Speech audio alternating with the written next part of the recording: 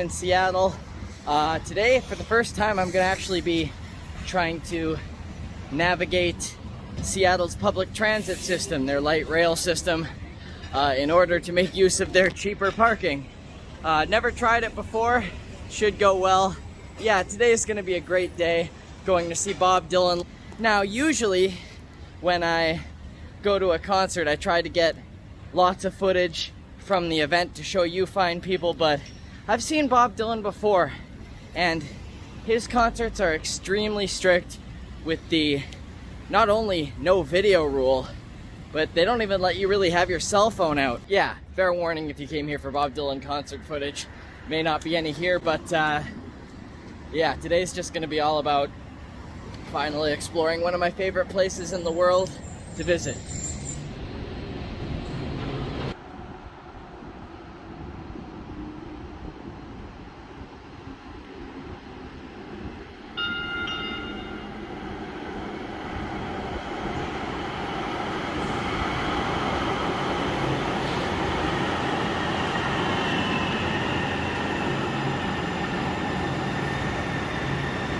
And then the metro deposits us right here in beautiful downtown Seattle. I'm not quite done with the transiting though. I'm going up to the next level. The monorail was built for the 1962 Seattle World's Fair and is going to take me to Seattle Center, which was largely developed for the same World's Fair. And yeah, if you've learned anything from my vlog, there's nothing I like more than ancient transit infrastructure. And this monorail has been around for, about 60 years or so. The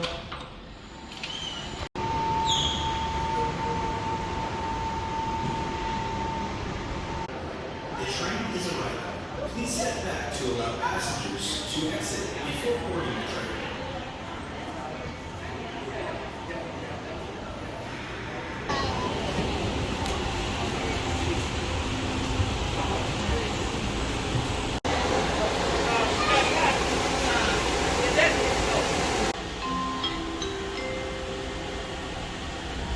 Welcome to Seattle Center Monorail. Please take a seat or hold on to the handrail. Thank you for your cooperation and enjoy the ride.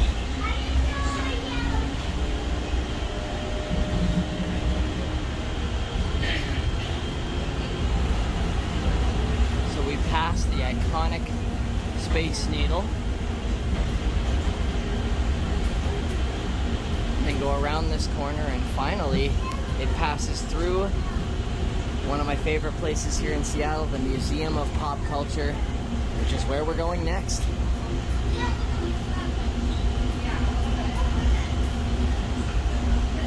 Fun fact, Elvis can be seen riding this monorail. In his movie, It Happened at the World's Fair. According to the lore of motion pictures, Elvis has ridden this monorail here as we pass through the unique and iconic architecture of the Museum of Pop Culture.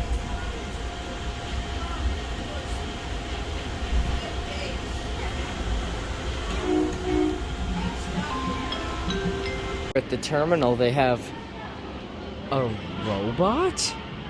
I have so many questions. Oh, it's the monorail man, aka Trainus Prime. Love to see it. And now, upon getting off the monorail, we are here in beautiful Seattle Center.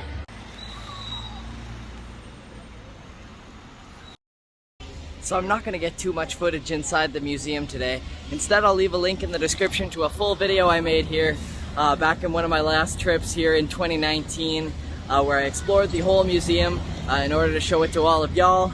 I really had fun making that video. You can check that out. Again, it might be a little outdated being 3 years old. I might get a couple of clips of some stuff I didn't see last time, but yeah, check out the description for a link to that video I made here.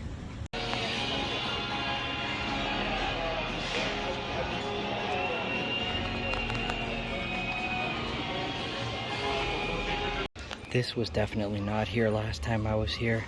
An acoustic guitar once owned by Buddy Holly. Oh wow. A 1943-44 Gibson. Look at that headstock. Wow, that's amazing. Holly tooled leather as a hobby and created the cover for this guitar himself. Oh my god. Insane.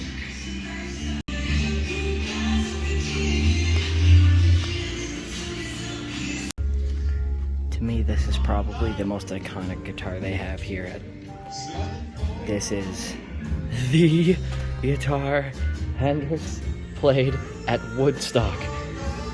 Seriously. That famous footage of him playing at Woodstock, I've had the DVD for years. This is the guitar he was playing. Yet another performer gone too soon. And I definitely showed this last time I was here, but the fact that they have the original mixing board from Electric Lady in the 60s, that blows my freaking mind.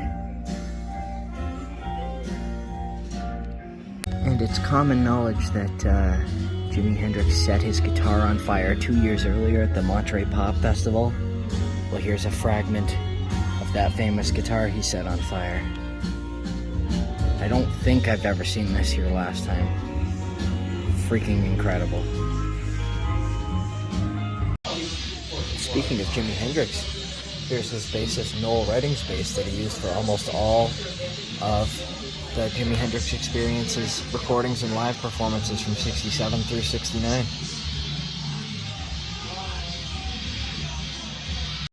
Another thing I'm not sure they had before, believe it or not, a Gibson Southerner Jumbo owned by Hank Williams himself. Played it extensively, it says, during the last 2 years of his life. Wow. That's incredible. One of the greatest songwriters to have ever lived. Moving on to an icon of another genre, Grandmaster Flash and his original Technics turntables and some of his other paraphernalia. I'm just curious, if he has a fully functional counterweight, then why has he crammed what appears to be a nickel in here? And speaking of hip-hop, they have a whole new gallery called Contact High. They usually have temporary galleries in this space. All about, I think, hip-hop photography. I'm not a huge hip-hop guy, but this will be interesting to see. Never been in here before.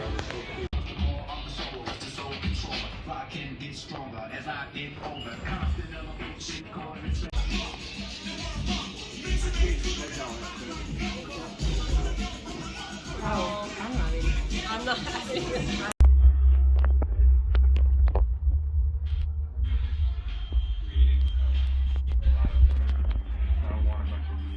The museum is, of course, much more than just about music, hence why they changed their name from the Experience Music Project to the Museum of Pop Culture a while back. They have exhibits here about science fiction, as well as horror and fantasy. And like I said, I did more in-depth dives into these exhibits in the video I filmed in 2019. I really enjoy them so much. One other amazing thing that's happened here in Seattle since the last time I was here is that this amazing city now has an NHL team, the Seattle Kraken, that play right here at Climate Pledge Arena. I really hope that one day soon I can come and see a Seattle Kraken game here. I'm a big hockey guy, of course, from Vancouver. I am a Canuck fan, and it would be a dream to see a Canuck versus Kraken game here, but that's probably expensive. But I'd happily see any game here. I hope to see one next season. The Seattle Kraken started playing this past fall.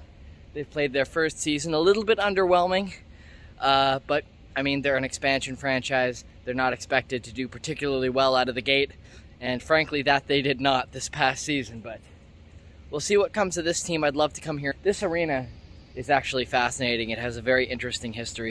The Climate Pledge Arena is actually the third arena to operate out of this shell, so to speak. This white design you see, the sort of triangular, well, it's a square arena, but the sort of triangular design of it was built in the early 60s. Like I said earlier, a lot was built here, including the Space Needle for the 1962 World's Fair, and this arena was one of those things. It was originally called the Seattle Center Coliseum, and it held many, many events for decades under that name. Of course, it used to be home to the Seattle Supersonics. Seattle is still very upset to have lost that team, but I really hope they'll get the Sonics back in the not too distant future. In the early 90s, this building was completely gutted and rebuilt as the Key Arena. I was able to come in here when it was the Key Arena a couple times. I saw Stevie Wonder in here in 2014, and then I saw Maroon 5 here in 2016. And then since then, it's been gutted a second time, and now it's a third arena, Climate Pledge Arena, named after Amazon's Climate Pledge. Of course, Amazon and Microsoft and many other companies have a very large presence here in the city of Seattle and the state of Washington. And they got the naming rights to this arena. I'd love to see the new redesigned arena. Today is not the day for that, however, but I'm still so excited even to see what's become of this arena. When I last came here to Seattle 3 years ago, they were in the midst of construction for what would become this brand new arena, so that's very cool. But right now, I still have a little bit of free time before I go to the Bob Dylan concert, so I'm gonna do one more of my favorite Seattle activities. Ooh boy, I'm walking to that next activity I was talking about, and we are beginning to see some classic Seattle weather. Weather never seems to come out very well on camera, but it is pouring. Seattle is well known as being a very rainy city. I mean, I'm from Vancouver, I know. And I've been here about 20 or 30 times, but by some miracle, I always tell people it is always sunny when I come to Seattle. I always tell people I've only seen it rain one time in the many times I've been to Seattle. Well, we're gonna make that two. It is absolutely pouring. But you know what? I kind of like the rain, so I'm gonna have a fun day anyway. Once again, this is another thing that I vlogged once before in 2019, one of my favorite things to do in Seattle. But again, after a full pandemic of not being able to come out here, there were a list of things I just had to do. And yeah, this is always one of my favorite things to do. It's a scenic 1-hour tour around the Seattle Harbor.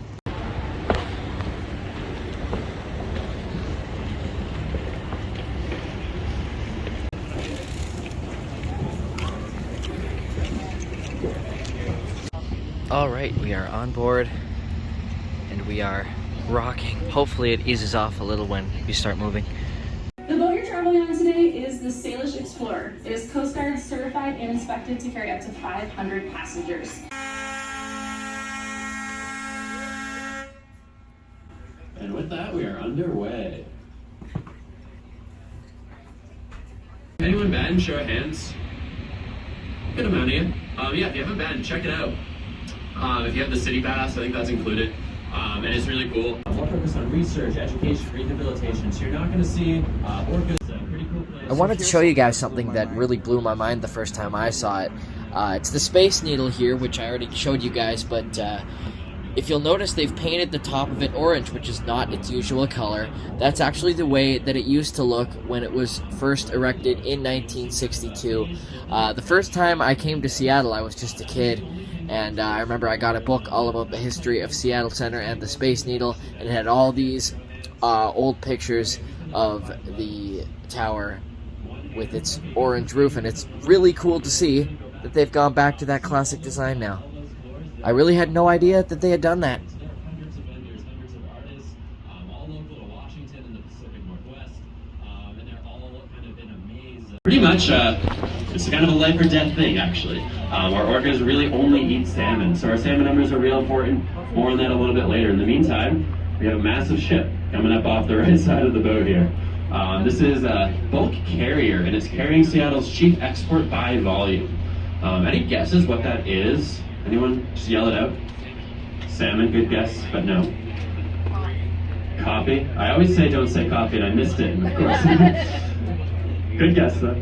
But it is grain, so we don't really produce any grain in Seattle, or very little grain in Western Washington. But we export virtually the entire U.S. export of grain to East Asia. Juneau is actually the capital of Alaska with no roads to it. So it's kind of a pretty isolated city up there. The easiest way to get stuff to Juneau is via a barge like this. So you'll see there's a lot of stuff just kind of strapped up on top of that barge there. So they can lift that ship up out of the water pretty easily just via the kind of float system in that structure. So it's hollow, fills with water, sinks down, they pump the water out, lifts it up out of the water. So pretty cool. To the right, we got T-Mobile Park. So T-Mobile is where the Mariners play, our baseball team. And then Lumen Field is where our football teams play.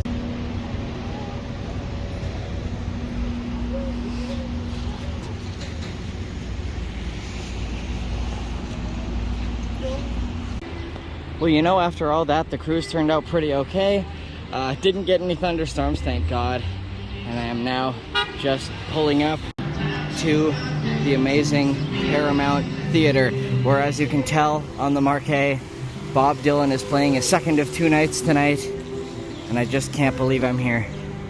So it turns out that the vlog is actually going to end here because I have never experienced this before, but they're using a system called Yonder, which is where when you enter a concert that's using Yonder, they will lock your phone in a little pouch to make sure you don't record everything. Never experienced that before, but I definitely won't be able to give you guys the Bob Dylan footage, unfortunately. But I'll have another fun vlog here from Seattle tomorrow. Thank you so much for watching. I had such an amazing day today. Like this video if you liked what you saw. Subscribe to my channel if you've been enjoying my videos, and you can ring the notification bell too if you want to be notified whenever I upload a new video, which will be real soon.